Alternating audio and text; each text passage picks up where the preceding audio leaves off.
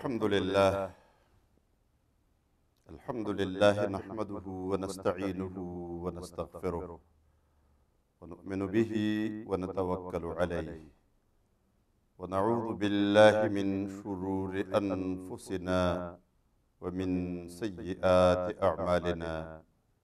من يهده الله فلا مضل له ومن يضلل فلن تجد له وليا مرشدا وأشهد أن لا إله إلا الله وحده لا شريك له وأشهد أن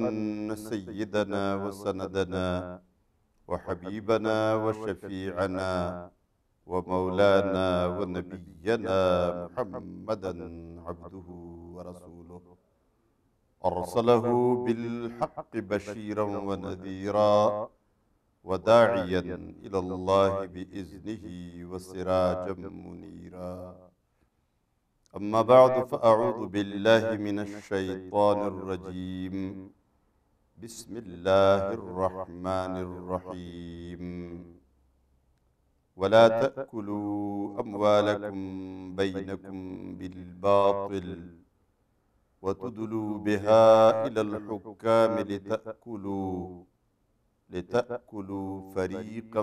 من أموال الناس بالإثم وأنتم تعلمون رب اشرح لي صدري ويسر لي أمري واحلل عقدة من لساني يفقه قولي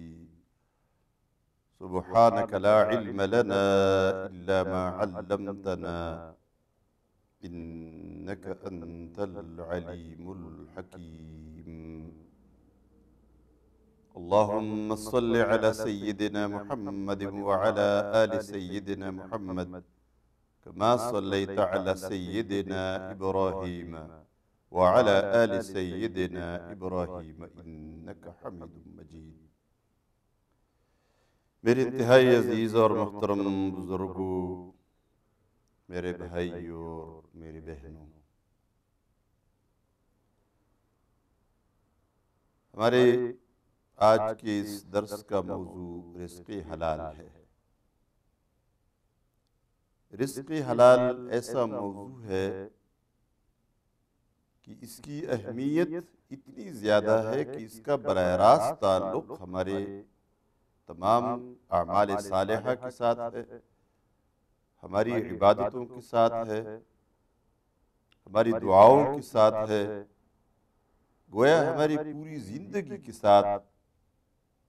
اگر کسی چیز کا براہ راست تعلق ہے اور تمام اعمال میں یہ اثر انداز ہوتا ہے تو وہ رزق حلال ہے، یعنی رزق کا مسئلہ ہے۔ اللہ کا حکم ہے کہ آپ کا رزق حلال کا رزق ہونا چاہیے، حرام سے بچنا چاہیے، اس لیے کہ حرام رزق گندگی ہے، اور گندگی جس جسم کے اندر جائے گی تو اس سے جتنا کچھ اس جسم کا بنتا رہے گا تو وہ بھی گندہ ہی ہوگا۔ ہم نماز پڑھنے کے لیے وضو کرتے ہیں، اور جب ہمیں غسل کی ضرورت ہوتی ہے، یعنی انسان جنبی بن جاتا ہے تو وہ غسل کرتا ہے، اور یہ ساری گندگی جو ظاہر کی جسم کی ہوتی ہے یہ صاف ہو جاتی ہے۔ وضو کرنے سے جسم صاف ہو جاتا ہے۔ اگر کوئی گندگی لگی ہوئی ہے، کوئی غلاظت لگی ہوئی ہے تو وہ دھونے سے صاف ہو جاتی ہے۔ ہم پانی سے دھو لیتے ہیں، سرف اور صابن اور شیمپو اور کیا کیا چیزیں جو لوگ استعمال کرتے ہیں، ان کی صفائی سے جسم صاف ہو جاتا ہے۔ اب نماز پڑھنے کے لیے ضروری ہے کہ جسم کی ظاہری گندگی بھی دور ہو اور باطنی گندگی اور ناپاکی بھی دور ہو۔ جسم کے اوپر اگر کوئی گندگی ظاہری لگی ہوئی ہے جو نظر آ رہی ہے تو وضو کرنے سے یہ جسم پاک نہیں ہوگا، بلکہ سب سے پہلے اس گندگی کو دور کر دینا چاہیے، اس کے بعد پھر وضو آپ کریں۔ اور جب ہم وضو کرتے ہیں، غسل کرتے ہیں تو ہمارا جسم پاک ہو جاتا ہے، پھر ہم نماز پڑھتے ہیں، ہم دوسری جتنی باوضو ہو کر کام کرنے ہیں وہ کرتے ہیں۔ لیکن اگر جسم کا گوشت پوست ہی گندا ہے تو ظاہر بات ہے وہ وضو سے تو صاف نہیں ہوگا، وہ غسل کرنے سے تو صاف نہیں ہوگا، صابن سے تو ظاہر بات ہے کسی بھی چیز کی ظاہری گندگی، کسی کپڑے پہ میل لگا ہے، کوئی اور چیز لگی ہے، کوئی گندگی، کوئی ناپاکی لگی ہوئی ہے، تو وہ پانی سے، وہ صابن سے، وہ سرف سے دور ہو جاتا ہے۔ لیکن اگر وہ اصل کپڑا ہی خراب ہے، اس کا رنگ ایسا ہے جو اپنا ذاتی ہے، تو ظاہر بات ہے کالے کپڑے کو آپ صابن سے سفید نہیں کر سکتے۔ اگر کوئی کسی کپڑے کا رنگ کالا ہے تو آپ صابن، سرف اور کتنے بلیچ لے لیں، اس کی گندگی، جو کالا پن ہے، وہ کبھی دور نہیں ہوگا، اس لیے کہ وہ اس کی حقیقت ہی کالی ہے۔ اسی طرح جو جسم، جو گوشت اور جو ہڈی وہ حرام سے بن جائے، حرام رزق سے جو بن جائے، حرام رزق گندی چیز ہے، اب اس گندی چیز کے ذریعے ہی آپ کا جسم پلتا ہے، بڑھتا ہے، اس کی ترقی ہوتی ہے، اس کا گوشت بنتا ہے، اس کی ہڈی بنتی ہے، بال نکل آتے ہیں، یہ سارا کچھ تو رزق کی وجہ سے ہوتا ہے۔ انسان کی جو گروتھ ہے، انسان کی جو جسمانی ترقی ہے، جو یہ جو بڑھتا ہے، تو ہڈیاں بڑھتی ہے، گوشت بنتا رہتا ہے، مزید بنتا ہے، جسم کے اندر خون دوڑتا رہتا ہے۔ اب یہ سارا کچھ اس کا تعلق رزق کے ساتھ ہے کہ جو کچھ ہم کھانا کھاتے ہیں، جو پانی پیتے ہیں، اسی سے یہ سب کچھ بنتا ہے۔ اب اگر وہ کھانا گندا ہے تو یہ پورا گوشت، پوست، یہ ہڈی، یہ سب کچھ وہ گندا ہی رہے گا۔ رزق حرام ناپاک ہے، گندا ہے، یہ گندگی جس جسم کے اندر جائے گی، اس لیے جتنا کچھ اس کی جسم کا گوشت اور اس کی ہڈی بنتی رہے گی تو وہ ظاہر بات ہے وہ گندی بنے گی، اور جب وہ گندی بن جاتی ہے تو وہ پھر پاک نہیں ہوگی، آپ کے غسل کرنے سے، آپ کے وضو کرنے سے یہ پاک نہیں ہوگی۔ اس کا ایک ہی حل ہے، اس گندگی کو پاک کرنے کا ایک ہی حل ہے، جو اللہ کی مہربانی ہے، اس نے رحم فرمایا ہم پر، اور اس کی پاکی کا بھی ایک ذریعہ، ایک طریقہ بتا دیا، اور وہ طریقہ یہ ہے کہ توبہ کرے تو اللہ تبارک و تعالیٰ معاف کرتا ہے، کہ آئندہ کے لیے عزم کرے، گناہ پہ ندامت ہو، اس رزق حرام جو کچھ کمایا، جو کہا، اس پہ ندامت ہو، فوراً حرام کمائی کو چھوڑ دیا جائے، اور آئندہ کے لیے عزم کیا جائے کہ میں کسی حرام رزق کو اپنے گھر میں نہیں لاؤں گا، اپنے جسم کے اندر، اپنے پیٹ میں نہیں ڈالوں گا۔ یہ عزم کرنے کے بعد یہ توبہ ہے، اور اس توبہ کے بعد اللہ معاف کرتا ہے، سر نو نئی زندگی کی اجازت اللہ تبارک و تعالیٰ نے دی ہے کہ آپ نئی زندگی نئے سرے سے دوبارہ شروع کر سکتے ہیں، اور یہ تمام مومنوں کے لیے، ہر قسم کی گناہگاروں کے لیے اس کی اجازت ہے۔ اس کے علاوہ یہ پاک نہیں ہوتا۔ اگر کسی نے توبہ نہیں کیا، حرام کھاتا رہا، نبی کریم صلی اللہ علیہ وآلہ وسلم نے فرمایا، جو گوشت پوست حرام سے بن جائے تو جہنم کی آگ ہی اس لائق ہے کہ اس کو پاک کر دے، یعنی اس کو جلا کے ختم کر دے تو یہ پاک ہو جائے گا۔ اس کے علاوہ اس کے پاک ہونے کا کوئی ذریعہ، کوئی طریقہ نہیں ہے۔ اسی ظاہر بات ہے اگر جسم گندا ہے تو اس گندے جسم کی کوئی عبادت قبول نہیں ہوتی، یہ ہاتھ اٹھائے اور دعا کرے، دعا قبول نہیں ہوتی۔ نبی کریم صلی اللہ علیہ وآلہ وسلم نے ایک مرتبہ اسی طرح فرمایا کہ اللہ تبارک و تعالیٰ نے اپنے مومن بندوں کو وہ حکم دیا ہے، یعنی اس چیز کا حکم دیا ہے جس کا حکم اس نے اپنے رسولوں کو دیا ہے، اپنے پیغمبروں کو جو حکم دیا ہے۔ ان اللہ تعالی امر المؤمنین بما امر به المرسلین، اپنے پیغمبروں کو جو حکم دیا ہے وہی حکم اللہ نے اپنے مومن بندوں کو بھی دیا ہے۔ وہ کیا ہے جو اللہ نے اپنے پیغمبروں کو حکم دیا ہے؟ وہ یہ ہے، کلوا من الطیبات واعملوا صالحا، کلوا من الطیبات واعملوا صالحا، حلال اور پاکیزہ رزق کھاؤ اور نیک عمل کرو۔ اب اس سے یہ بات خود بخود واضح ہو جاتی ہے کہ اللہ نے فرمایا حلال رزق کھاؤ اور نیک عمل کرو، یعنی نیک عمل کرنے کے لیے حلال رزق کی شرط لگائی گئی کہ نیک عمل تب قبول ہوگا جب رزق حلال ہو، پاکیزہ رزق ہو، اور پاکیزہ سے مراد رزق حلال ہے۔ یہ بات آپ نے فرمائی، اس کے بعد آپ نے ایک شخص کا ذکر فرمایا، فرماتے ہیں ثم ذکر الرجل یطیل السفر اشعث اغبر یمد یدیہ الی السماء یا رب ومطعمه حرام ومشربه حرام وملبسه حرام وجسده غذی بالحرام فأنى يستجاب لذلك۔ فرمایا ایک ایسے شخص کا تذکرہ آپ صلی اللہ علیہ وسلم نے فرمایا جس نے لمبا سفر کیا ہے اور لمبے سفر کے بعد ایک مقدس اور ایک پاکیزہ مقام پر پہنچ گیا ہے، جیسے کوئی شخص آج یہاں اتنے دور سے چل کے حرم شریف میں پہنچ جائے اور حرم شریف میں پہنچنے کے بعد یعنی اس مقدس مقام پر پہنچنے کے بعد اس کی حالت یہ ہے کہ یہ تھک گیا ہے، سفر کی تھکاوٹ۔ اب ظاہر ہوتا ہے بڑا خرچہ بھی ہوتا ہے، بڑا لمبا سفر بھی ہے تو تھکاوٹ بھی ہے۔ فرمائے اشعث اغبر، اس کا جسم غبار آلود ہے، اس کے بال پراگندہ ہے، یہ سفر کے نشانات ہے، سفر کے اثرات ہے۔ جو سفر کر کے تھک جاتا ہے تو تھکاوٹ کی وجہ سے وہ جسم پر ظاہر بات ہے غبار پڑا ہوا ہے، غبار آلود ہے۔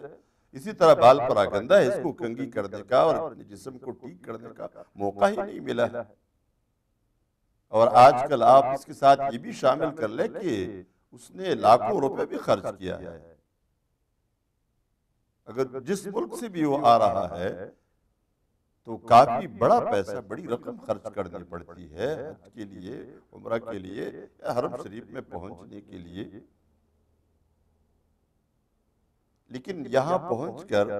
اس حال میں جب اس نے ہاتھ اٹھائے اپنے رب سے، یمد یدیہ الی السماء،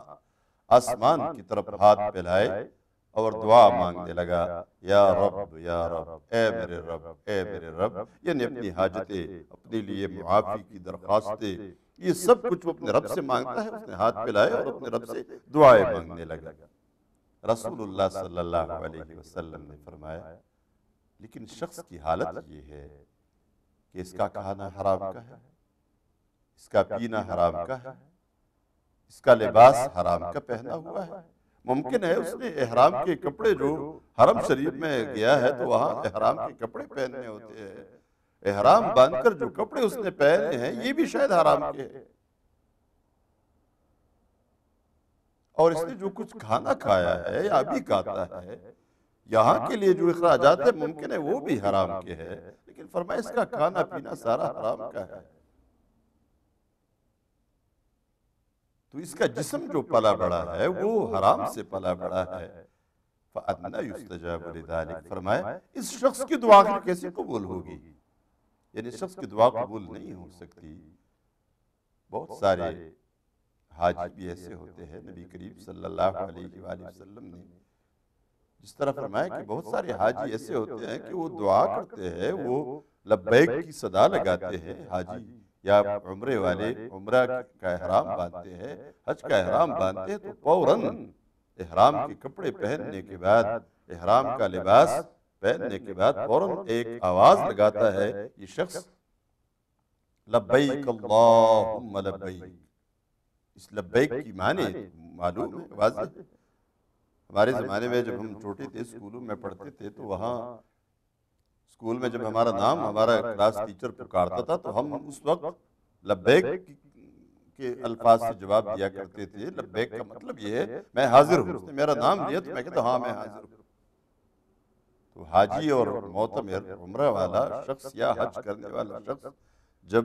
لبیک کی صدا لگاتا ہے تو اس کا مطلب ہی یہی ہے، لبیک اللہم لبیک، اے اللہ میں حاضر ہوں، میری حاضری کو قبول فرما۔ فرمایا بہت سارے حاجی اور معتمر ایسے ہوتے ہیں جو لبیک کی صدا لگاتے ہیں، لیکن ہر لبیک کے جواب میں ادھر سے جواب آتا ہے اللہ کی طرف سے، لا لبیک ولا سعدیک، تمہاری لبیک قبول نہیں ہے، تمہاری حاضری قبول نہیں ہے، تمہاری حاضری قبول نہیں ہے۔ اللہ ہمیں بچائے اس سے۔ اور پھر اس قسم کے حاجی عرفات کے میدان میں پورا دن کھڑے ہوتے ہیں، یعنی زوال سے لے کے مغرب تک، روانگی تک یہ پورا وقت گزارتے ہیں دعاؤں میں اور لبیک کی صدائیں لگانے میں، لیکن ہر لبیک کے جواب ہے لا لبیک۔ یہ کہتا ہے لبیک میں حاضر ہوں، ادھر سے جواب آتا ہے لا لبیک، تمہاری حاضری قبول نہیں ہے۔ اور اس کو پھر مطرود حاجی کہا جاتا ہے۔ یہ حاجی جو بھگایا گیا ہے وہاں سے، اور اس حاجی کی علامت یہ ہوتی ہے، اس کی نشانی ہوتی ہے باقاعدہ۔ حج انقلاب لانے والی عبادت ہے، تبدیلی لانے والی عبادت ہے۔ یہ مالی اور جسمانی دونوں قسم کی قربانیاں اور دونوں قسم کی تھکاوٹ برداشت کر کے یہاں ایک تبدیلی آتی ہے، ایک انقلاب آتا ہے، ایک عظیم انقلاب برپا ہوتا ہے پورے جسم کے اندر۔ اللہ کی بندگی کے لیے یہ جسم تیار ہو جاتا ہے۔ وہاں جو پریکٹس ہوتی ہے، جو مشق ہوتا ہے حج کے زمانے میں، اس پوری مشق کے نتیجے میں انسان بدل جاتا ہے، انسان حقیقی انسان بن جاتا ہے، انسان اللہ کا حقیقی بندہ بن جاتا ہے۔ یہ بندگی کی مشق ہوتی ہے، بندگی کی ایک بڑی پریکٹس ہوتی ہے۔ اس میں کامیابی کے بعد یہ انسان اصل انسان بن جاتا ہے۔ لیکن مطرود حاجی اور بھگائے ہوئے حاجی کی نشانی یہ ہوتی ہے کہ وہ واپس آتا ہے حج سے، جس سیٹ سے اٹھ کر گیا تھا اسی پر واپس آ کر بیٹھ جاتا ہے۔ جن جن کاموں سے یہ فارغ ہو کے ادھر گیا ہوا تھا، واپس آ کر وہی کام شروع کرتا ہے۔ جو اعمال پہلے کرتا تھا ناجائز، وہی ناجائز کام پھر کرتا ہے۔ جو حرام کاروبار پہلے کرتا تھا، حج سے واپسی کے بعد پھر وہی کام شروع کیا۔ زبان سی جس طرح گفتگو یہ پہلے کرتا تھا، حج سے واپس آنے کے بعد وہی گفتگو کر رہا ہے۔ جن لوگوں کے ساتھ اس کی اٹھک بیٹھک تھی، جن لوگوں کے ساتھ دوستی تھی حج میں، مقبول اور مبرور حج میں، تو یہ ساری چیزیں بدل جاتی ہے۔ دوستی اور دشمنی کے معیار بدل جاتے ہیں۔ یہ معیار بدلے نہیں ہیں، بلکہ واپس آیا تو وہی لوگوں کے ساتھ دوستی ہے، انہی کے ساتھ تعلقات ہے، انہی کے ساتھ اٹھک بیٹھک ہے جو جن کے ساتھ حج سے پہلے تھا۔ یہ ساری چیزیں اسی طرح کی ہے۔ اس سے معلوم ہوتا ہے کہ اس حاجی کو بھگایا گیا ہے، یہ مطرود حاجی ہے، اس کا حج قبول نہیں ہوا ہے، حج مبرور نصیب نہیں ہوا۔ اس کے برعکس جو حج قبول ہو جاتا ہے، واپس آ کر سب لوگ محسوس کرتے ہیں، گھر والے محسوس کرتے ہیں، اس کی بیوی محسوس کرتی ہے، اگر عورت ہے تو اس کا شوہر محسوس کرتا ہے، ماں باپ محسوس کرتے ہیں کہ یہ شخص تو بدل گیا ہے، یہ عورت وہ نہیں ہے، یہ مرد وہ نہیں ہے جو اس سے پہلے تھا۔ یہ وہ بنیادی بات ہے جو رسول اللہ صلی اللہ علیہ وسلم نے ہمیں بتائی کہ جس کا رزق حرام ہوتا ہے اس کی دعائیں خواہ وہ حرم میں کیوں نہ پہنچے وہ قبول نہیں ہوتی۔ اس سے یہ بات اچھی طرح واضح ہو گئی اور معلوم ہو گئی کہ رزق حلال کا تعلق، یعنی رزق کا تعلق ہماری عبادات سے براہ راست ہماری دعاؤں کے ساتھ ہے۔ تو حرام خور شخص کی دعائیں قبول نہیں ہوتی، حرام خور شخص کی عبادت کو اللہ قبول نہیں فرماتا، اور حرام خور شخص یہ اپنا سارا مال صدقہ کر دے تب بھی اس کو کوئی اجر نہیں ملتا۔ اس لیے کہ جو چیز اللہ تبارک و تعالی ہمارے لیے حرام قرار دیتا ہے، اسی حرام کی ہوئی چیز کا ہدیہ ہم اللہ کو دیتے ہیں۔ ظاہر بات ہے یہ کوئی عقل کی بات بھی نہیں، انسان کا عقل بھی اس بات کی گواہی دیتا ہے کہ اس کا صدقہ قبول نہ ہو، اس کی زکوٰۃ قبول نہ ہو۔ تو حرام خور شخص کو کتنی زکوٰۃ دے دے، کتنی صدقات دے دے، کتنا مال خرچ کرے اور کہتا ہے کہ میں اللہ کے راستے میں خرچ کرتا ہوں، یہ اللہ کے نزدیک اس کی کوئی قدر نہیں ہے، اس کی کوئی حیثیت اور کوئی اہمیت نہیں ہے۔ حرام حرام ہے، اور حرام اس لیے حرام ہے کہ یہ آپ کا نہیں ہے۔ یعنی میرے لیے اگر کوئی چیز حرام ہے، کیوں حرام ہے؟ اس لیے کہ یہ میرا نہیں ہے۔ آپ کے لیے حرام ہے تو یہ آپ کا نہیں ہے، اس لیے یہ حرام ہے، ورنہ اس چیز میں بذات خود کوئی پیسہ ہے، کوئی مال دولت ہے، کوئی جائیداد ہے،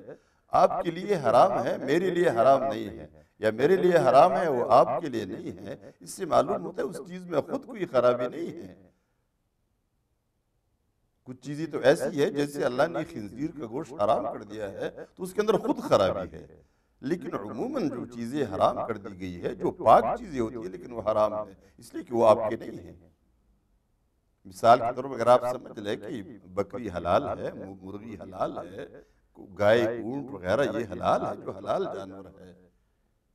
لیکن یہ حلال جانور یہ نہیں ہو سکتا کہ آپ باہر کوئی بکری جا رہی ہے اور آپ اس بکری کو پکڑ کے گھر میں لے آئے اور اس کو ذبح کرے اور کہے کہ یہ تو حلال جانور ہے، حرام تو نہیں ہے۔ نہیں، یہ آپ کے لیے حرام ہے، آپ بھی سمجھتے ہیں، اور کوئی بھی اس کی حلال ہونے کا فتویٰ نہیں دے گا آپ کو۔ یہ کیوں؟ یہ معلوم ہے کہ یہ آپ کی نہیں ہے، تو جو چیز آپ کی نہیں ہے وہ آپ کے لیے حرام ہے۔ اب دوسروں کی زمین پر قبضہ کر کے اس کی ساری کمائی آپ کے لیے اس لیے حرام ہے کہ یہ آپ کی نہیں، یہ تو آپ نے کسی اور مظلوم کی اور کسی اور شخص کی جائیداد پر قبضہ کیا ہے، اس کے مال پر قبضہ کیا ہے، اس لیے آپ کے لیے حلال نہیں ہے۔ اب جتنی بھی چیزیں آپ کی نہیں ہیں، آپ دنیا کے اندر کتنی محنت اور کوشش کریں اور کتنی کاغذات کی جعل سازی کر کے اس کو اپنے نام کر لے، اور دنیا کی بڑی سی بڑی عدالت جو آج کل ہوتا ہے نا، یہ سیول کورٹ ہے اور یہ ہائی کورٹ ہے اور یہ سپریم کورٹ ہے، یہ جتنے کورٹ ہے یہ سارے کے سارے آپ کے حق میں فیصلہ کر دے، لیکن تب بھی وہ چیز آپ کے لیے حلال نہیں ہو سکتی جب وہ حقیقت میں آپ کی نہ ہو۔ نبی کریم صلی اللہ علیہ وسلم نے اپنی عدالت کے بارے میں فرمایا، یعنی ایک عدالت بھی جو ہماری عدالت ہے، جو ہم کہتے ہیں عدالت نے میرے حق میں فیصلہ کر دیا ہے، اب اسی لیے تو یہ میرا ہو گیا اور بس میرے لیے، بڑے خوشی کے ساتھ وہ استعمال کرتا ہے، لیکن آپ نبی کریم صلی اللہ علیہ وسلم کی حدیث کو سنیے۔ رسول اللہ صلی اللہ علیہ وسلم نے ایک موقع پر فرمایا، الا انما انا بشر وانما یأتینی الخصم فلعل بعدکم الحن بحجته من بعد فمن قضیت له بحق مسلم فإنما هي قطعة من نار فليحملها أو ليذرها۔ فرمائے خبردار میں بشر ہوں، میں انسان ہوں، میرے پاس مدعی اور مدعے آ جاتے ہیں فیصلہ کرنے کے لیے، کوئی کسی معاملے کا، کسی جائیداد کا، کوئی بھی چیز اس کا فیصلہ کرنے کے لیے آتے ہیں، خبردار میں بشر ہوں، میں انسان ہوں۔ یہ عین ممکن ہے کہ تم میں کوئی شخص اپنے دعویٰ کو پیش کرنے کے لیے بڑا تیز زبان رکھنے والا ہو، چرب زبان ہو۔ آج کل آپ نے دیکھا ہوگا ہمارے ہاں جو وکیل ہوتے ہیں، عدالتوں کے اندر بیٹھے ہوتے ہیں، تو سب سے اچھا وکیل اس کو سمجھا جاتا ہے جو سچ کو جھوٹ ثابت کر سکے اور جھوٹ کو سچ ثابت کر سکے۔ حالانکہ یہ ناسمجھ وکیل ہے، یہ سمجھدار نہیں، یہ اپنے آپ کو بڑا نقصان دے رہا ہے۔ اگرچہ سچ جھوٹ نہیں بن سکتا اور جھوٹ سچ نہیں بن سکتا، لیکن عدالت کے سامنے، جج کے سامنے یہ جھوٹ کو ایسا ملمع کر کے اور چمکدار بنا کے پیش کرتا ہے، گویا کہ جج کو یقین آ جائے کہ یہ سچ ہے، اور سچ کو ایسا کمزور کر دے کہ اس کو جھوٹ ثابت کر دے، تو لوگ کہتے ہیں یہ ماہر وکیل ہے۔ حالانکہ یہ ماہر وکیل نہیں ہے۔ ماہر وکیل، ہوشیار وکیل، سمجھدار وکیل تو وہ ہوگا جو سچ کو سچ ثابت کر کے دکھائے اور جھوٹ کو جھوٹ ثابت کر کے دکھائے، تاکہ حقیقی اور اچھا اور ٹھیک فیصلہ ہو جائے۔ ہمارے فیصلے اس لیے غلط ہوتے ہیں کہ ہمارے سچ اور جھوٹ، ہمارے اچھائی اور برائی کے معیار ہی بدل گئے ہیں، ہمارے وکلاء کا یہ معیار بھی بدل گیا ہے۔ اس پر وہ غور نہیں کرتے کہ ہم نے سچ کو سچ ثابت کرنا ہے۔ وہ جب سیکھتے ہیں، طریقے سیکھتے ہیں، تو ساری چالیں اور ساری تدبیر اس طرح سیکھتے ہیں کہ جھوٹ کو سچ کیسے بنانا ہے اور سچ کو جھوٹ کیسے بنانا ہے، اور یہ بڑا مشکل کام ہے، یہ نہیں ہو سکتا، لیکن وقتی طور پر کچھ نہ کچھ باطل کے پردے حق کے اوپر ڈال دیتے ہیں، سچ کے اوپر جھوٹ کے پردے ڈالتے ہیں اور جھوٹ کے اوپر سچ کے پردے ڈال دیتے ہیں اور معاملے کو بدل دیتے ہیں۔ لیکن یہ ہوشیاری تو نہیں، یہ عقل مندی تو نہیں ہے، کیونکہ سچ تو سچ ہوتا ہے، وہ آج ظاہر نہ ہو تو کل ہو جائے گا، پرسوں ہو جائے گا، سال کے بعد ہو جائے گا، 10 سال کے بعد، لیکن سچ سچ ہوتا ہے اور جھوٹ جھوٹ ہوتا ہے۔ تو اسی طرح ممکن ہے کہ کوئی شخص اسی طرح تیز زبان رکھنے والا اپنے دعویٰ کو وہ اس طرح پیش کرے، آپ صلی اللہ علیہ وسلم نے فرمایا کہ ایسے پیش کرے کہ مجھے یقین آ جائے کہ یہ مال اس شخص کا ہے اور میں اس کے حق میں فیصلہ کر دوں۔ تو آپ صلی اللہ علیہ وسلم نے فرمایا، یاد رکھو، فَمَنْ قَضَيْتُ لَهُ بِحَقِّ مُسْلِمٍ فَإِنَّمَا هِيَ قِطْعَةٌ مِّن نَّارٍ فَلْيَحْمِلْهَا أَوْ لِيَذَرَهَا۔ یاد رکھو، جس شخص کے حق میں بھی، یعنی جس کے لیے بھی میں نے کسی مسلمان کے حق کا فیصلہ کیا، تو یاد رکھو یہ دوزخ کی آگ کا ٹکڑا ہے، چاہے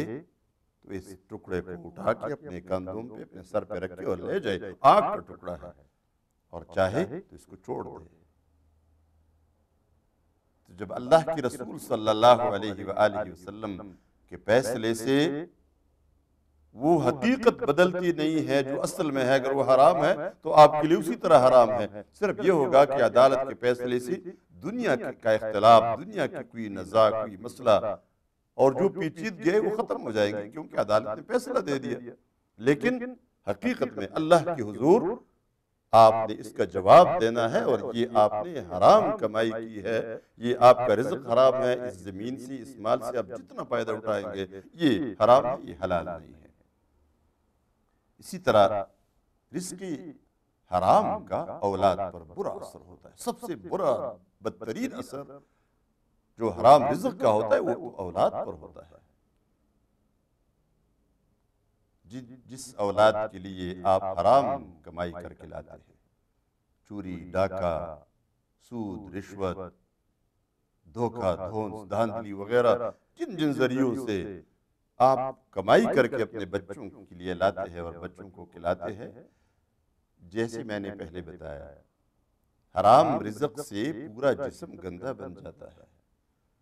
اپنے بچوں کا جسم گندا بنا کر، یعنی گندگی سے ان کی جسم پلتی ہے، بڑھتا ہے، پلتا ہے، ان کا گوشت پوست بنتا ہے. اب ظاہر بات ہے یہ جسم جب گھر سے باہر نکلے گا، جتنی دیر یہ جسم باہر رہے گا، یعنی بچے کا جسم، بچہ باہر جاتا ہے، گھومتا ہے، پھرتا ہے،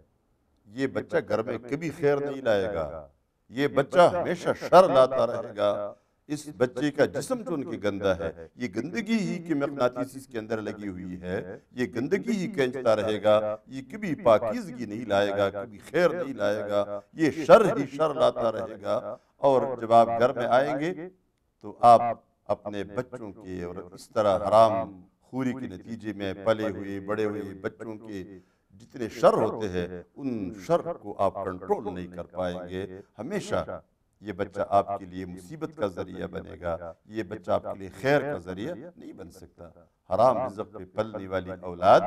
آپ کے لیے خیر کا ذریعہ بھی نہیں بن سکتی، آپ کے لیے دنیا کی سکون کا ذریعہ بھی نہیں بن سکتی. بچے تو آنکھوں کی ٹھنڈک ہوا کرتے ہیں. بچوں کو دیکھ کر آنکھیں ٹھنڈی ہو جاتی ہے ماں باپ کی، خوش ہو جاتے ہیں ماں باپ، دلوں کو سکون نصیب ہوتا ہے. لیکن حرام رزق پہ پلنے والے اور بڑھنے والے بچوں کو دیکھ کر آپ کو تکلیف ہوگی، ان کے کاموں کو دیکھ کر آپ کو صدمہ ہوگا، ان کو دیکھ دیکھ کر آپ کو اس طرح غصہ آئے گا کہ یہ بچے نہ ہی ہوتے تو اچھا ہوتا. یہ ساری چیزیں یہ رزق کی وجہ سے ہوتا ہے سارا کچھ. آپ اپنے رزق کا جائزہ لے لیں. آپ کے بچوں کے پیٹ میں کیا جا رہا ہے، آپ کی بیوی کے پیٹ میں کیا جا رہا ہے، آپ کے اپنے پیٹ میں کیا جا رہا ہے، آپ اپنے اہل و عیال کو کیا کھلاتے ہیں، کیا پلاتے ہیں. اس چیز کو صاف کرے، باہر سے گندگی نہ بھیجے. اپنے اور اپنے اہل و عیال کے جسموں کے اندر آپ گندگی نہ بھیجے تو باہر گندگی نہیں نکلے گی. اس لیے اپنے اولاد پر بھی رحم کرنی چاہیے. اور اسی طرح جو بنگلے بنتے ہیں، جو گھر بنتے ہیں، حرام رزق سے کھڑے کیے گئے محلات کبھی آپ کی سکون کی نیند کا ذریعہ نہیں بن سکتے. آپ آرام کی نیند، اطمینان کی نیند کبھی وہاں نہیں سو سکتے. آپ بارہا تمنا کرتے رہیں گے کہ وہ میرا پرانا گھر، وہ کچا مکان، وہ جھونپڑی، وہ جس میں ہم اپنے ماں باپ کے ساتھ رہا کرتے تھے، اس میں جو ہمیں نیند آتی تھی، وہ نیند تو یہاں نہیں آتی، اس میں آرام نہیں ہے. اور یہ پھر بعد میں لوگ کہتے ہیں نا، حقیقت میں ہے کہ کچے مکان میں اچھی نیند آتی ہے. بہت سارے لوگ ایسے ہوتے ہیں جن کو پکے مکان میں اچھی نیند آتی ہے، اس لیے کہ انہوں نے حلال سے اگر اپنا پکا مکان بنایا ہے تو ان کو نیند آتی ہے. آپ کو نہیں آتی اس لیے کہ آپ نے یہ پکا مکان یہ حرام سے بنایا ہے. اصل مسئلہ رزق کا ہے اور کمائی کا ہے. کمائی اگر حلال ہے تو آپ کچے مکان میں رہے، آپ پکے مکان میں رہے، آپ اچھے سے اچھے مکان میں رہے اگر اللہ نے دیا ہے اور آپ نے حلال سے بنایا ہے. یہ آپ کے سکون کا ذریعہ بھی ہے. پکے مکان میں اینٹ میں، سیمنٹ میں اور سریے میں کوئی خرابی نہیں ہے. خرابی اگر ہے تو وہ آپ کے مال میں ہے. جس مال سے آپ نے اس چیز کو خریدا ہے اسی کا نقصان ہے. تو حرام رزق پہ جتنے محلات بنتے ہیں ان محلات کے اندر آپ کو کبھی سکون نصیب نہیں ہوگا. اس لیے اپنے رزق کی طرف توجہ کرنی چاہیے. اور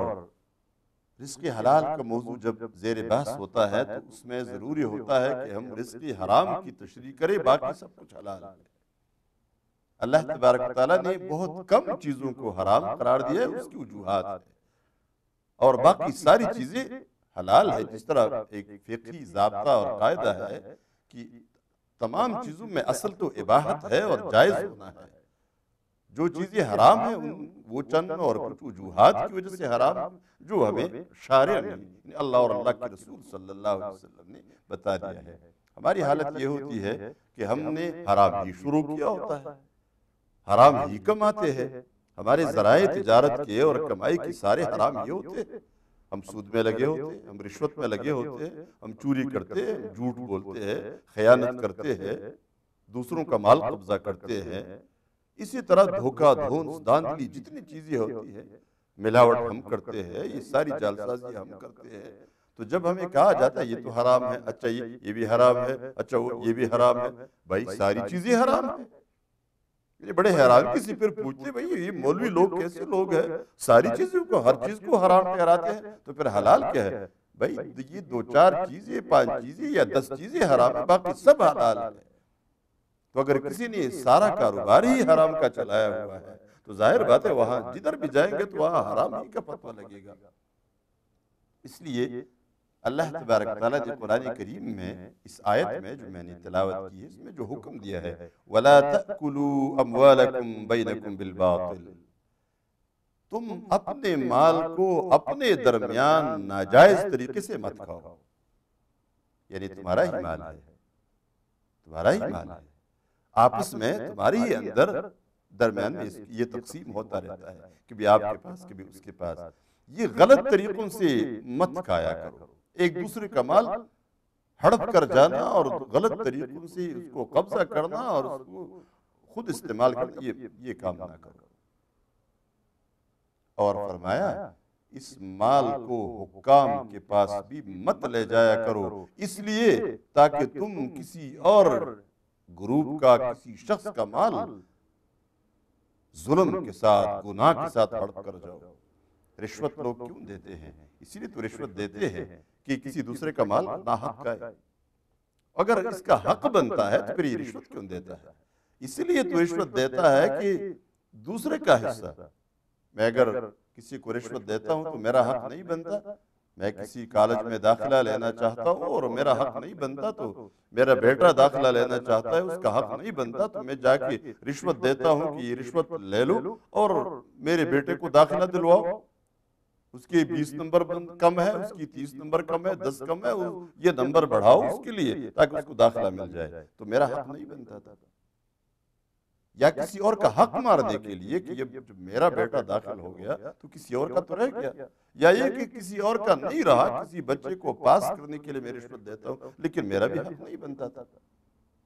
تو ظاہر بات ہے رشوت اسی لیے تو دی جاتی ہے کہ کسی دوسرے کا حق مارا جائے، یا میرا حق نہیں ہے اور میں اس حق کو حاصل کر لوں، میں اس کو اپنا حق بناؤں، حق نہیں ہے اور میں حق بناؤں۔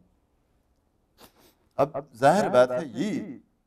طریقہ فرمائے مال کو حکمرانوں کے پاس مت لے جایا کرو، وَتُدْلُوا بِهَا إِلَى الْحُكَّامِ، اور تم مت لے جاؤ مال کو حکمرانوں کے پاس رشوت کے طور پر، لِتَأْكُلُوا فَرِيقًا مِّنْ أَمْوَالِ النَّاسِ بِالْإِثْمِ۔ مفسرین نے یہاں ایک اور تشریح بھی کی ہے اس آیت میں، اس جگہ وَتُدْلُوا بِهَا إِلَى الْحُكَّامِ۔ کبھی کبھار ہم ایسا کرتے ہیں کہ ہم مال ہوتا ہے، جائیداد ہوتا ہے، اور اس جائیداد کو ہم معلوم کر لیتے ہیں، اور اس طرح معلوم کر لیتے ہیں کہ یہ جائیداد اس شخص کی تو ہے، لیکن اس شخص کے پاس اس جائیداد کے قبضے کے کاغذات، اسناد، جو ڈاکیومنٹیشن ہے وہ پوری نہیں ہے۔ اب جب وہ پوری نہیں ہے تو کیوں نہ میں اس جائیداد کا کوئی کیس بنا کر عدالت میں رجسٹر کرواؤں، اور پھر کیس چلے گا، معاملہ چلے گا، اور جب معاملہ چلے گا تو پھر ہوگا کیا، کچھ نہ کچھ تو مل جائے گا، یا پورا مل جائے گا، اور پورا نہیں ملتا تو کچھ نہ کچھ تو مجھے مل جائے گا، اور پھر کیس شروع ہو جاتا ہے ہماری آج کل کی عدالت بھی اسی طرح ہے کہ ہر کیس رجسٹرڈ ہو جائے گا، اس کے لیے بھی رشوت دینی پڑتی ہے، اور یہ سارا کچھ معاملہ چلے گا، کچھ نہ کچھ تو مل جائے گا۔ فرمایا اسی طرح کی جائیدادی، اس طرح کی اموال اٹھا کے حکمرانوں کے پاس عدالتوں میں مت لے جایا کرو، تاکہ تم کسی اور کے مال پر ناجائز قبضہ کر لو، اور وَأَنْتُمْ تَعْلَمُونَ، اور تم اچھی طرح جانتے ہو۔ دیکھیں رشوت ہی کا یہاں ذکر ہے، اس لیے کہ رشوت ایک ایسی وبا ہے، ایک ایسی آفت ہے جس کے نتیجے میں پورا معاشرہ کھوکھلا بن جاتا ہے، تباہ و برباد ہونے والا معاشرہ بن جاتا ہے، اور تباہی کے قریب بن جاتا ہے۔ نبی کریم صلی اللہ علیہ وسلم نے ایک روایت میں اس طرح فرمایا، دو قسم کے جرائم کا ذکر فرمایا، ایک سود اور دوسری رشوت، اور ان دونوں کی سزاؤں کا جو دنیا میں اس کی سزائیں ملتی ہے ان کا بیان فرمایا۔ اور وہ سزا کیا ہے؟ فرمایا جس قوم میں سود عام ہو جائے اس قوم پر اللہ تبارک و تعالی عذاب کی طور پر مہنگائی مسلط کر دیتا ہے۔ سودی کاروبار عام ہو جائے، سودی سلسلے، سود کے بغیر لوگ کاروباری نہیں کرتے، کام ہی نہیں کرتے، لین دین ہی نہیں کرتے، سودی ادارے بن جائے، بینک بن جائے، دوسرے ادارے پرائیویٹ، انفرادی، اجتماعی، جس طرح ہمارے آج کا معاشرہ ہے پورا سودی معاشرہ بن گیا ہے۔ اور یہی روایت آپ صلی اللہ علیہ وسلم کی بات جو آپ نے فرمائی کہ مہنگائی مسلط کر دی جاتی ہے، آج کوئی بتائے نا مہنگائی کی وجہ کیا ہے؟ پوری دنیا کے اندر مہنگائی کی لہر ہے، لوگ کہتے ہیں مہنگائی کی لہر ہے، تو یہ کہاں سے آئی یہ لہر؟ کیوں آئی؟ وہی گندم جو پہلے اگتی تھی وہ آج بھی اگ رہی ہے، وہی پہاڑ ہے، وہی پانی ہے، وہی دریا ہے، یہ سب کچھ وہی غلہ ہے، وہی آبادی ہے، یہ سارا کچھ کہاں سے مہنگائی آئی؟ اسی لیے تو آئی کہ ہم نے سودی کاروبار شروع کیا، سودی نظام اپنایا، اللہ کی نظام کے مقابلے میں ہم نے نظام کھڑا کیا، جس کے لیے اللہ نے جنگ کا چیلنج دیا ہے۔ جو لوگ سودی کاروبار کرتے ہیں، جو لوگ سود چھوڑتے نہیں ہیں، توبہ نہیں کرتے، تو اللہ نے اعلان جنگ کیا ہے ان کے خلاف۔ فرمایا لیکن دنیا میں ایک سزا یہ ہوگی کہ اللہ ان پر مہنگائی کو مسلط کر دیتا ہے، اور آج ہمارا سامنا اسی مہنگائی کے ساتھ ہے۔ ہم پریشان ہیں، ہم رو رہے ہیں، ہم بازار میں جاتے ہیں تو لوگ کہتے ہیں نا میں 2 سال پہلے 2000 روپے میں، 1000 روپے میں، 3000 روپے میں پورے گھر کا سودا سلف لے کر آتا تھا، لیکن آج میں 10,000 میں بھی نہیں لا سکتا۔ میری تنخواہ 7,000 ہے، 8,000 ہے، لیکن میرے گھر کا خرچہ 20,000 سے بھی بڑھتا ہے۔ زندگی اجیرن بن گئی ہے، زندگی مشکل ہو گئی ہے، ایسی مہنگائی ہے کہ ہوش و حواس اڑ جاتے ہیں ان چیزوں کو دیکھ کر۔ ماں باپ پریشان اپنے بچوں کے بارے میں، بچیوں کے بارے میں، گھر کے اپنے اہل و عیال کے بارے میں۔ اس معاشرے کے اندر جتنی مصیبتیں اس مہنگائی کی وجہ سے آج آئی وہ ہمارے سامنے ہیں۔ فرمایا جس قوم میں سود عام ہو جائے اس قوم پر مہنگائی مسلط کر دی جاتی ہے، اور فرمایا جس قوم میں رشوت عام ہو جائے اس قوم پر دشمن کا غلبہ حاصل ہو جاتا ہے، دشمن غالب ہوتا ہے، وہ دشمن کے کنٹرول میں چلا جاتا ہے۔ اور یہ اس لیے کہ رشوت خور قوم انتہائی بزدل قوم ہوتی ہے، کبھی غیرت کا کوئی کام رشوت خور آدمی نہیں کر سکتا۔ کرپٹ آدمی ہمیشہ بے غیرت ہوتا ہے، بزدل ہوتا ہے، ذلیل ہوتا ہے، یہ کبھی غیرت کا کوئی کام نہیں کر سکتا، کوئی بہادری کا کام اس سے نہیں ہو سکتا۔ اس لیے کہ آپ نے دیکھا ہوگا سننے والوں کی اکثریت کو یہ اچھی طرح معلوم ہے کہ جہاں جہاں رشوت لی جاتی ہے، رشوت خور کبھی خود مطالبہ نہیں کرتا کہ مجھے یہ رشوت دے دو، اس نے ایجنٹ چھوڑے ہوتے ہیں، دوسرے لوگوں کو کمیشن پر رکھا ہوتا ہے کہ تم میرے لیے لو، میرے نام پر یہ کام کرو، اس میں تمہیں اتنا حصہ دیا جائے گا۔ یہ کیوں؟ اس لیے کہ یہ خود نہیں بتا سکتا۔ ہمارے ہاں دفتروں میں جن لوگوں کو پتہ نہیں ہوتا کہ یہ مجھ سے رشوت مانگ رہا ہے، ان کو یہ بے شمار چکر دیتے رہتے ہیں، آج آؤ، کل آؤ، پرسوں آؤ، مہینے کے بعد آؤ، یہ تمہارا کام۔ وہ فائل بند سی ہوتی ہے، جب تک اس کو یہ خود بخود معلوم نہ ہو جائے کسی ذریعے سے، یہ نہیں بتا سکتا۔ یہ رشوت خور اس کو خود نہیں بتا سکتا مجھے اتنے پیسے دو تاکہ میں تمہارا یہ کام کر دوں، اس لیے کہ یہ بزدل ہوتا ہے۔ اور دوسری بات یہ ہوتی ہے کہ جو شخص رشوت خور ہوتا ہے، پیسوں کا، مال کا عاشق بن جاتا ہے۔ تو مال کا عاشق بننے کے بعد اس کو مال چاہیے، اس کو پیسہ چاہیے، خواہ اس کی غیرت چلی جائے، اس کی عزت چلی جائے، اس کا ایمان چلا جائے، اس کی حیا ختم ہو جائے، اس کی بیٹوں کا سودا ہو، اس کی بیٹیوں کا سودا ہو، جو کچھ بھی ہو اس کو پیسے چاہیے۔ تو جو با اختیار لوگ ہوتے ہیں اپنے ملک کا بھی سودا کرتے ہیں پیسوں کے لیے کہ ان کو دولت مل جائے، اپنی غیرت کا بھی سودا کرتے ہیں، اپنی عزت کا بھی سودا کرتے ہیں، اپنے بچوں کا بھی سودا کرتے ہیں، اپنے قوم کی بچیوں کا بھی سودا کرتے ہیں، اور ان سب کو بیچ کے ان کو پیسے چاہیے ہوتے ہیں۔ اپنے ملک کی زمین بھی دشمن کو بیچ دیتے ہیں، اور پھر دشمن کو کیا پڑی ہوئی ہے کہ وہ آپ پر اپنے ٹینک اور توپ اور جہاز اور اپنی فوجی برباد کر دے، ختم کر دے، ضائع کر دے، وہ کیوں نہ آپ کو پیسے دے اور آپ اپنا سب کچھ، اپنا ملک، اپنی دولت، اپنے بچے سب کچھ آپ اس کے حوالے کرنے کے لیے تیار ہیں۔ اور آج یہی ہوا ہے کہ دشمن کا غلبہ ہم پر کیوں ہوا ہے؟ اس لیے تو ہوا ہے کہ ہم نے اپنا سب کچھ دشمن کے حوالے کر دیا ہے پیسوں کے عوض۔ ہمارے آج کے سب سے بڑے فرعون، سب سے بڑے دشمن کے سامنے جو ہم نے گھٹنے ٹیک دیے ہیں، اسی لیے تو ٹیک دیے ہیں کہ ہمیں ان کے ڈالر چاہیے، ہمیں ان کے پیسے چاہیے اور ان کی دولت چاہیے، اس کے بدلے مجھ سے میری عزت لے لے، میرا ایمان لے لے، میری حیا لے لے، میرے بیٹے بیٹیاں لے لے، میری زمین لے لے، مجھے پیسے چاہیے۔ آپ نے اسی لیے فرمایا جس قوم میں رشوت عام ہو جائے وہ بزدل بن جاتی ہے اور ان پر دشمن کا غلبہ ہوتا ہے۔ دیکھیں رشوت ہی کے بارے میں نبی کریم صلی اللہ علیہ وسلم نے اس کو منع فرمایا۔ حضرت عمر ابن عبدالعزیز رحمہ اللہ کا ایک واقعہ ہے، ان کی بات ہے، ان کا فرمان ہے۔ خلفائے راشدین کے کافی عرصے کے بعد ان کی خلافت آئی ہے، لیکن وہ خلافت ایسی تھی کہ بالکل خلافت خلفائے راشدین اس کی منہج کے مطابق تھی۔ اس لیے تاریخ میں ان کو پانچواں خلیفہ راشد کہا جاتا ہے۔ انہوں نے اپنے افسروں کا، حکومت کا پورا جائزہ لیا اس زمانے میں۔ آپ اس زمانے کی بات کو ذرا ذہن میں رکھیں، کون سا خیر القرون تھا، اچھا زمانہ تھا، اچھا زمانہ۔ انہوں نے اس وقت فرمایا کانت الہدیۃ فی زمن رسول اللہ صلی اللہ علیہ وسلم ہدیہ والیوم رشوہ۔ ہدیہ اور تحفہ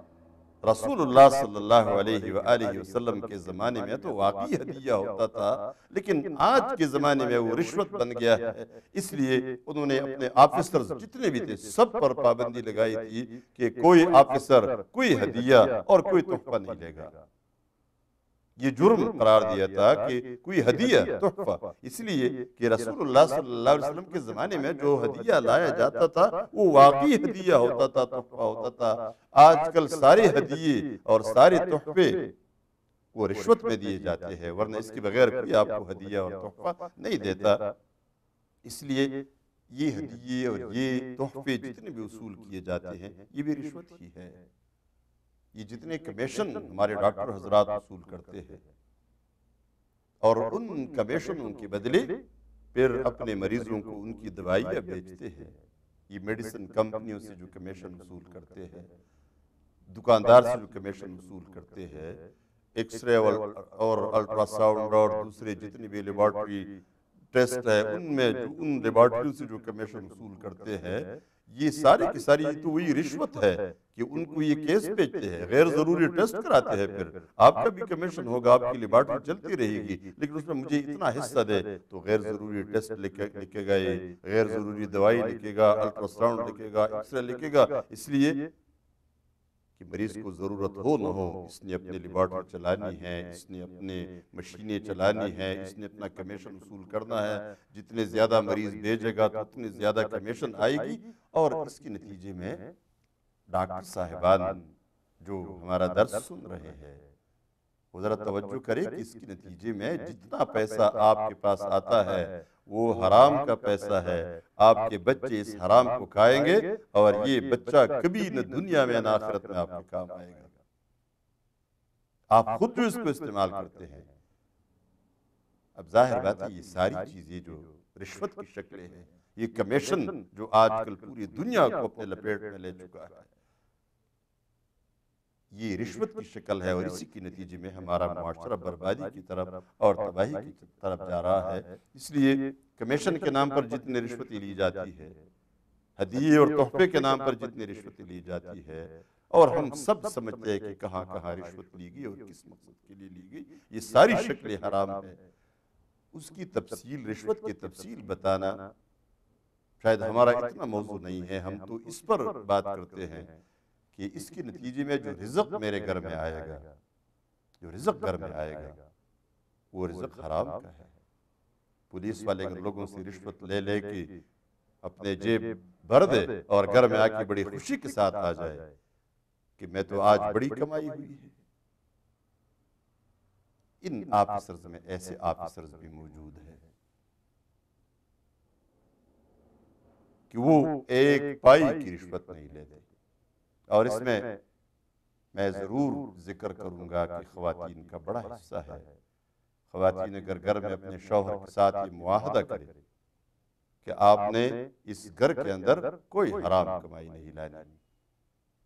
باپ کا ہمیں، آپ کو بھی، آپ کے علم میں بھی ہوگا، بہت سارے باپ ایسے بیٹی کا رشتہ کر رہے ہیں کسی کے ساتھ،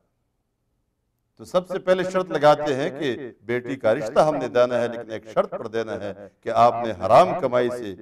میری بیٹی کا پیٹ نہیں پالنا۔ اور بیوی کہتی ہے کہ حرام کمائی تم نے گھر میں نہیں لانی۔ ایک ایس پی صاحب کا واقعہ ہے، پولیس کے آفیسر تھے، سپرڈنٹ پولیس، اس نے کہا میں رشوت نہیں لیتا، لیکن اس نے کہا میں رشوت اس لیے نہیں لیتا کہ اس میں میرا حصہ زیادہ نہیں ہے، میں بھی نہیں پسند کرتا، لیکن یہ تربیت میری بیوی نے میری کی ہے۔ اب دیکھیں بیوی کا کردار کیا ہوتا ہے اس میں۔ اس نے کہا کہ میں جب صبح گھر سے نکلتا ہوں تو میری بیوی میرے بہت سارے کام کرتی ہے، میرے جوتے تیار کرتی ہے، میرے کپڑے تیار کرتی ہے، میرے لیے ناشتہ تیار کرتی ہے، یہ کرتی ہے، وہ کرتی ہے، بہت سارے کام، لیکن اس نے کہا کہ میری بیوی نے ایک اور کام اپنے ذمہ میں لگایا ہے جو وہ ضرور کرتی ہے، وہ یہ کہ میرے جیب کے اندر جتنے پیسے ہیں یہ گن لیتی ہے اور گن کے میرے جیب میں واپس رکھتی ہے، اور جب میں ڈیوٹی سے واپس آتا ہوں تو پھر اس نے بہت ساری میری خدمت کرنی ہوتی ہے، وہ کرتی ہے، کھانا رکھتی ہے، کپڑے میں تبدیل کرتا ہوں رکھتی ہے، سنبھالتی ہے، یہ جتنے بھی کام ہوتے ہیں، لیکن سب سے پہلے جو کام وہ کرتی ہے وہ یہ کہ میرے جیب کے پیسے دوبارہ گنتی ہے کہ کہیں تم نے حرام مال تو نہیں لے کر آئے گھر میں، کہیں تم نے رشوت تو نہیں لی ہے۔ یہ بیوی کا کردار ہے۔ اب وہ کہتا ہے میں لینا چاہوں بھی تو میں نہیں لے سکتا، اور اس لیے کہ میری بیوی نے مجھ سے کہا ہے کہ میں بھوکی رہوں گی لیکن حرام نہیں کھاؤں گی۔ آج کل میری بہنیں، مائیں اور میری بیٹیاں اگر اس بات کی طرف متوجہ ہو جائے، اپنے تقاضے ذرا کم کر دے، اپنی ضرورتیں، اپنی عیاشیاں، جتنا کچھ ہے یہ کم کر دے، تو شوہر، باپ حرام کمائی پہ مجبور نہیں ہوگا۔ یہ ہمارے تقاضے ہیں جس نے ہمارے شوہروں کو اور ہمارے مردوں کو حرام کمائی پر مجبور کر دیا ہے۔ اس لیے یہ ہمارے معاشرے کے جتنے طبقے ہیں، خواہ وہ ہمارے دفاتر کا طبقہ ہے، خواہ وہ پولیس کا ہے، جہاں جہاں جس کے ہاتھ میں تھوڑا سا کام ہے، اس کام کی اس نے قیمت لگائی ہے کہ اتنی رشوت مجھے دی جائے گی تب تو میں کام کروں گا، ورنہ میں کام نہیں کروں گا۔ ہماری بڑی دولت اسی پہ خرچ ہو رہی ہے کہ وہ چوری چھپے کروڑوں کے حساب سے، اربوں کے حساب سے وہ دولت ہماری ضائع ہو رہی ہے، وہ ٹھیکیداروں کی کمیشن میں وہ دولت چلی جاتی ہے، وہ ایک سی این اور انجینئرز کے کمیشن میں وہ دولت چلی جاتی ہے، اور ان کی ذاتی بنگلے اور ان کی جائیدادیں بنتی رہتی ہے، قوم ملک کا بیڑا غرق ہوتا جاتا ہے۔ یہ اس لیے کہ یہاں حرام کمائی ہے، یہاں رشوت ہے۔ اس لیے رشوت کی تمام شکلیں حرام ہیں۔ ہم تب کامیاب ہو سکتے ہیں کہ ہم حرام سے بھی بچیں اور حرام کی طرف جانے والے جتنے راستے ہیں ان راستوں سے بھی اپنے آپ کو بچائیں۔ یہ جو بات اس طرح آتی ہے کہ بعض چیزیں مشکوک ہوتی ہے، شریعت میں نبی کریم صلی اللہ علیہ وسلم نے بھی مشتبہات کہا ہے اس کے، کہ کچھ چیزیں فرمائے الحلال بین والحرام بین وبینہما امور مشتبہات۔ حلال واضح ہے، حرام بھی واضح ہے، حلال بھی واضح ہے، حرام بھی واضح ہے، لیکن ان دونوں کے درمیان کچھ مشتبہ چیزیں ہیں، اور وہ مشتبہ چیزیں کیا ہے کہ خیال میں کبھی آتا ہے حلال ہے، کبھی آتا ہے کہ حرام ہے۔ نبی کریم صلی اللہ علیہ وسلم نے فرمایا جس نے ان مشتبہات سے بھی اپنے آپ کو بچایا تو اس نے اپنا دین بچایا، اس نے اپنا دین بچایا۔ اس لیے کہ اللہ کے نزدیک آپ سوال کر سکتے ہیں، سوال آئے کہ شاید یہ مدرس ہمارے سامنے ہو تو ذرا ہم ان سے سوال کریں، اور سوال اس طرح کریں کہ اللہ کی دین میں یہ مشتبہات کیوں ہے؟ یہ جو شک میں ڈالنے والی چیزیں ہے کہ کبھی کہتا ہوں حلال ہے، کبھی کہتا ہوں حرام ہے، یہ حلال و حرام میں بیچ میں یہ بالکل واضح کیوں نہیں؟ یہ امور مشتبہات کیوں ہے؟ یہ شک میں ڈالنے والی چیزیں کیوں ہیں؟ اصل حقیقت یہ ہے کہ اللہ کے نزدیک حرام حلال بالکل واضح ہے۔ یہ مشتبہ میرے اور آپ کے لیے بن گیا ہے، اور میرے اور آپ کے لیے مشتبہ کیوں بن گیا ہے؟ اس لیے بن گیا ہے کہ میرے دماغ کے اندر، میرے دل کے اندر جو روشنی ہونی چاہیے، جس روشنی سے میں حلال کو صاف صاف دیکھ سکوں، میں حرام کو صاف صاف دیکھ سکوں، وہ روشنی نہیں ہے ہمارے پاس۔ اگر ہمارے پاس وہ روشنی ہوتی تو میں حلال کو بھی صاف دیکھتا، حرام کو بھی صاف دیکھتا۔ اس کا تجربہ ہمیں ہو گیا ہے۔ مسجد پہ میں ممبر پہ بیٹھنے والا شخص عالم دین، وہ آپ سے کہے گا یہ چیز حرام ہے، اس لیے کہ وہ عالم ہے، اس کے پاس وہ روشنی موجود ہے، اس نے دیکھا یہ حرام ہے۔ میں اور آپ آتے تو کیا کہتے؟ دلائل دو، کیوں حرام ہے، اس میں تو یہ ہے، اس میں وہ ہے، یہ ساری چیزیں، لیکن وہ کہتے نہیں جیسی بھی ہے لیکن یہ حرام ہے۔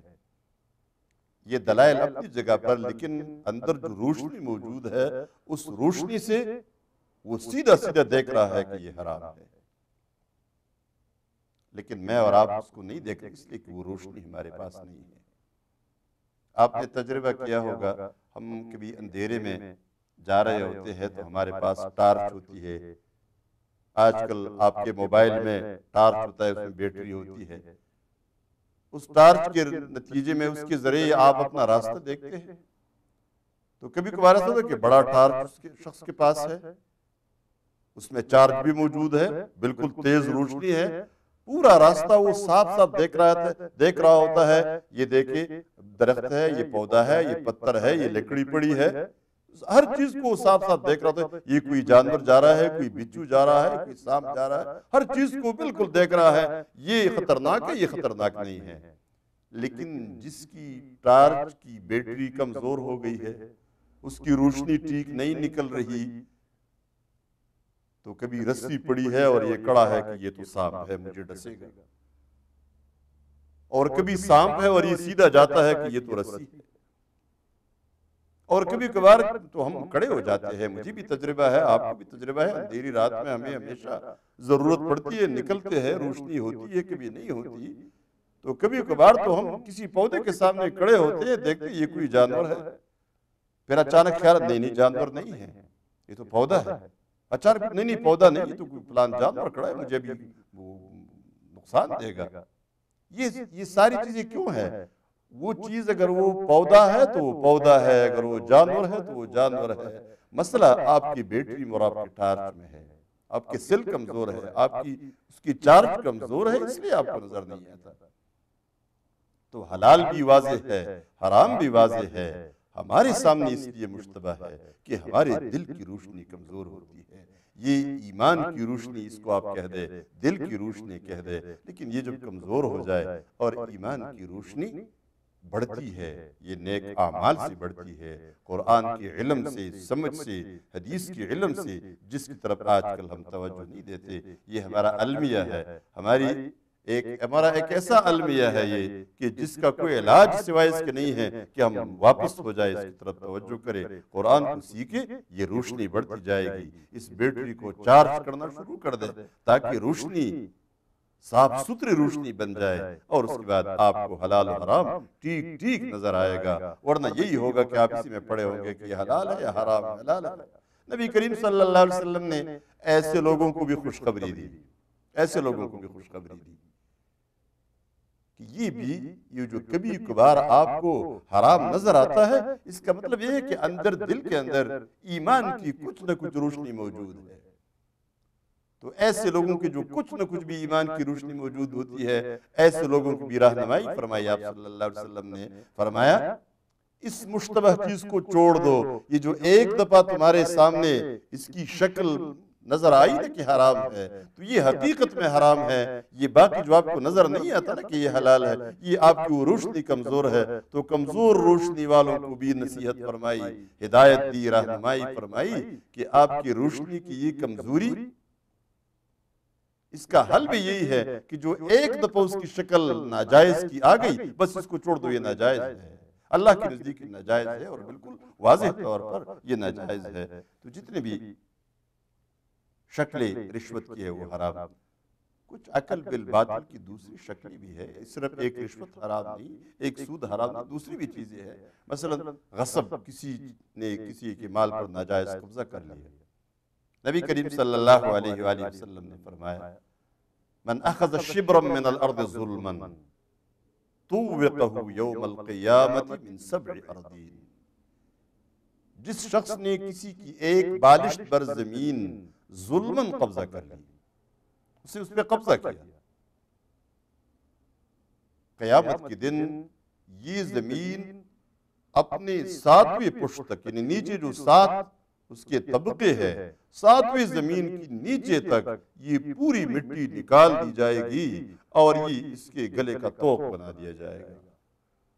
ایک اور روایت میں آتا ہے کہ اس شخص کو قیامت کے دن، جس نے ایک بالش زمین قبضہ کی ہے کسی کی، اس شخص کو مجبور کر دیا جائے گا کہ اس پوری زمین جو 7ویں زمین تک ہے، اس پوری کی پوری مٹی کو اٹھاؤ، اپنے کندھے پہ اوپر رکھو اور عدالت میں پیش کر دو، ادھر لے جاؤ، ادھر فیصلہ ہو جائے گا تمہارا تھا یا کسی اور کا تھا۔ غصب عقل بالباطل کی ایک شکل ہے، جبرن ظلمن لوگوں کی جائیدادوں پر قبضہ کرنا، لوگوں کے مال پر قبضہ کرنا، گھروں پر، کاروبار پر، کسی بھی چیز پر جبرن ظلمن قبضہ کرنا، یہ حرام ہے، عقل بالباطل کی ایک شکل ہے۔ کسی سے آپ نے چوری کر لی، چوری اللہ نے اس کو حرام قرار دیا ہے۔ نبی کریم صلی اللہ علیہ وسلم نے فرمایا دنیا میں تو یہ لوگ چوری کرتے ہیں، کبھی پتہ چلتا ہے کبھی پتہ نہیں چلتا، لیکن قیامت کے دن تو جس نے چوری کی تھی وہی چیز جو چوری ہوئی تھی وہ اپنے چور کے کندھے پر سوار ہوگی اور آواز لگا رہی ہوگی وہ میرا چور یہ تھا، سب پوری محشر کے سامنے۔ جس طرح قیامت کی عدالت کے بارے میں قیامت کے اندر یہ جو ریکارڈ پیش ہوگا یہ کیسے پیش ہوگا؟ چور نے چوری کی ہے تو اگر یہ ادھر انکار کر دے میں نے نہیں کی تھی، یہ جو لکھا گیا یہ غلط لکھا گیا ہے، میں نے کوئی چوری نہیں کی تھی، تو قیامت کی عدالت وہ اور قسم کی عدالت ہے۔ یہ جو اعمال کی کتاب ایک موجود ہوگی، اس کے ساتھ اتنے بے شمار شواہد دوسرے موجود ہے کہ آپ حیران ہو جائیں گے۔ جس شخص نے چوری کی تھی، جس زمین پر چوری کی تھی، جس چیز کی چوری کی تھی، وہ زمین اس کی ویڈیو فلم دکھائی گئی اور پورے محشر میں سارے لوگ دیکھ رہے ہوں گے یہ دیکھو چوری کر رہا ہے۔ جس شخص نے شراب پیا تھا، لوگوں سے چوری چھپ کے پیا تھا، لیکن لوگوں سے دنیا میں یہ چھپ گیا تھا، آخرت میں یہ زمین وہ پوری شکل دکھائے گی، یہ اور تمام محشر والے دیکھ رہے ہوں گے، یہ اپنے آپ کو دیکھ رہا ہوگا، یہ دیکھو میں شراب پی رہا ہوں۔ کتنی بڑی بے عزتی ہوگی، کتنا رسوا کن عذاب ہوگا۔ جس نے زنا کیا تھا وہ دیکھ رہا ہوگا اور پورے محشر والے دیکھ رہے ہوں گے، اور یہ بھی موجود ہے یہ شخص ہے جو یہ بدکاری میں مبتلا ہے۔ یہ پورا ریکارڈ قیامت کے دن پھر اللہ کے سامنے ہوگا۔ جس نے جو چیز چوری کی تھی، جس طرح چوری کی تھی، یہ پورا ریکارڈ، اور جب اس طرح کا ریکارڈ سامنے ہوگا اور یہ خود اپنے آپ کو دیکھ رہا ہوگا، یہ ڈرائیور گاڑی چلا رہا ہوتا ہے اور گاڑی چلاتے چلاتے جب سگنل پر پہنچ کے سگنل کو کراس کرتا ہے اور پیچھے پولیس والا دوڑتا ہے اور آ کر اس کو بٹھاتے ہیں، یہ کہتا ہے میں نے کوئی سگنل کراس نہیں کیا تھا، تم جھوٹ بولتے ہو، میرا وقت ضائع کر رہے ہو، جس طرح ہمارے آج کل کے ڈرائیور کرتے ہیں۔ لیکن جب اس کو بٹھاتے ہیں، بڑے واقعات اس کے ہو گئے ہیں، اس کو بٹھاتے ہیں اور سامنے سکرین آن کر دیتے ہیں کہ ذرا تم دیکھو، اور یہ دیکھ رہا ہوتا ہے کہ یہ تو گاڑی میری آ رہی ہے، یہ نمبر بھی میرا ہے، یہ دیکھو تو میں بھی بیٹھا ہوا ہوں بیچ میں، اشارہ آ گیا، میں نے اوپر شیشے میں دیکھا پیچھے کوئی نہیں ہے، دائیں بائیں دیکھا پولیس والا بھی نہیں، سگنل کو کراس کیا۔ اس کے بعد جب اس کو کہا جائے گا کہ اب تم بتاؤ، اب بتاؤ، تو یہ خاموش ہو جائے، کچھ نہیں کہہ سکے گا۔ یہی مطلب ہے کہ قیامت کے دن جو اعمال کی کتاب رکھ دی جائے گی، اقرأ کتابک کفا بنفسک اليوم علیک حسیبا، تم اپنے اعمال کا یہ کتاب خود پڑھو، تم اپنے حساب کے لیے آج خود کافی ہو۔ یہ عدالت ہوگی، یہ حساب کتاب اس ترتیب سے ہوگا، وہاں کوئی انکار نہیں کر سکے گا۔ جس نے چوری کی تھی تو چوری بھی حرام پوری ہے، حرام کاروبار کرنا، حرام چیزیں بیچنا، شراب بیچنا اور دوسری وہ چیزیں جو اللہ نے نشاور چیزیں، اللہ نے نشے کو حرام کر دیا ہے۔ نبی کریم صلی اللہ علیہ وسلم نے فرمایا ان اللہ تعالی اذا حرم شیئا، اذا حرم اکل شیئن حرم ثمنہ، اللہ تبارک تعالیٰ جب کسی چیز کے کھانے کو حرام قرار دیتا ہے، حرام کرتا ہے اس کے کھانے کو، تو اس کی قیمت بھی حرام کر دیتا ہے۔ یعنی اس کے پیسے لینا کہ کسی